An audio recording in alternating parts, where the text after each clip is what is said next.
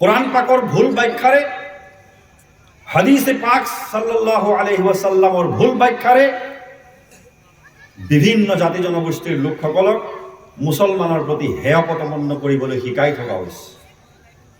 এইটো আজিৰ ৰিয়েলিটি, এইটো আজিৰ চলি থকা এটা মুছলমানৰ বিৰুদ্ধে ষড়যন্ত্ৰ। এই ষড়যন্ত্ৰৰ বিৰুদ্ধে আমি মাৰ বান্ধি থিয় হ'ব লাগিব।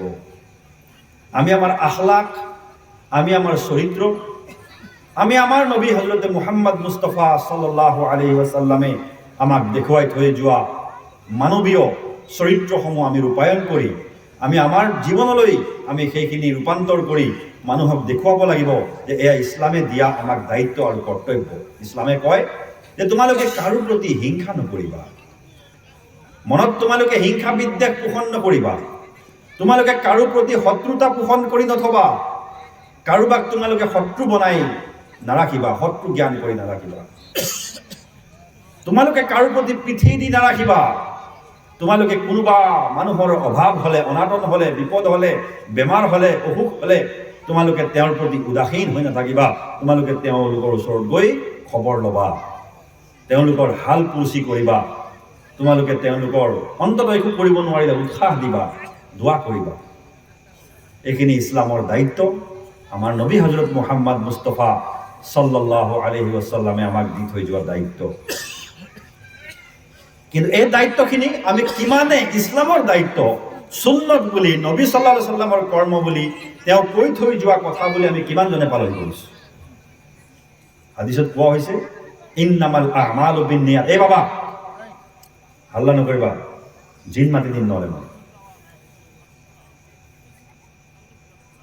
হাদিসত কোৱা হৈছে ইন্নামাল আমালু বিন্নিয়াত। বুখাৰী শৰীফৰ নাম শুনিছে আপোনালোকে? আফজালুল কিতাবি বাদা কিতাবিল্লাহি তাআলা। আল্লাহ তাআলাৰ কিতাব অৰ্থাৎ কোৰআন পাকৰ পিছতেই সবতকৈ শ্ৰেষ্ঠ গ্ৰন্থ বুলি যাক স্বীকৃতি প্ৰদান কৰা হৈছে সেই কিতাপখনৰ নাম হৈছে সহিহুল বুখাৰী, বুখাৰী শৰীফ। বুখাৰী শৰীফৰ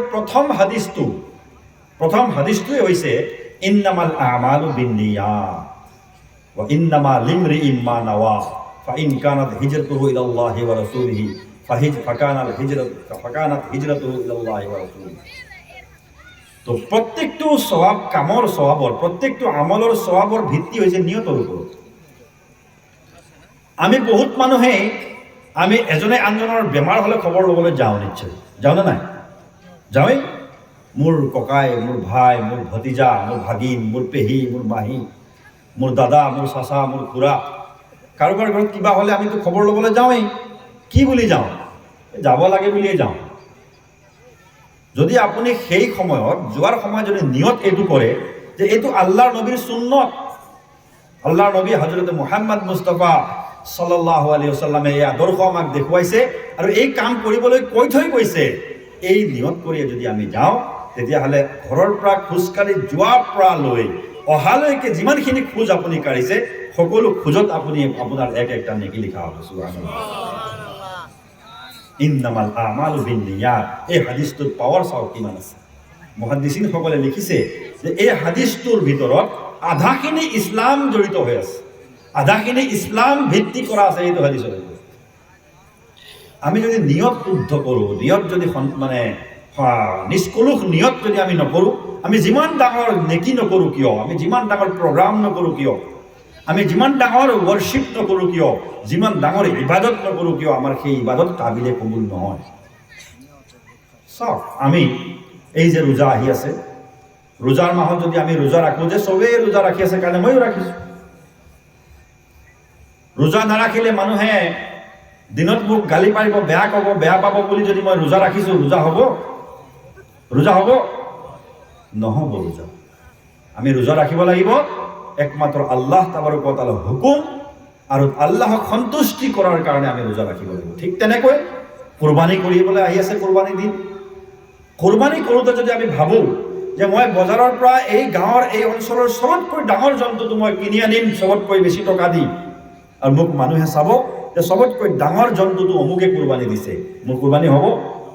মোৰ কুরবানি কবুল নহয়। আল্লাহ তাবারক ওয়া তাআলা কোরআনে কয় লা ইয়ানালাল্লাহু লুহুমুহা ওয়ালা দিমাউহা ওয়ালাকিন ইয়ানালুল্লাহুত তাকওয়া ইয়ানালুহুত তাকওয়া মিনকুম।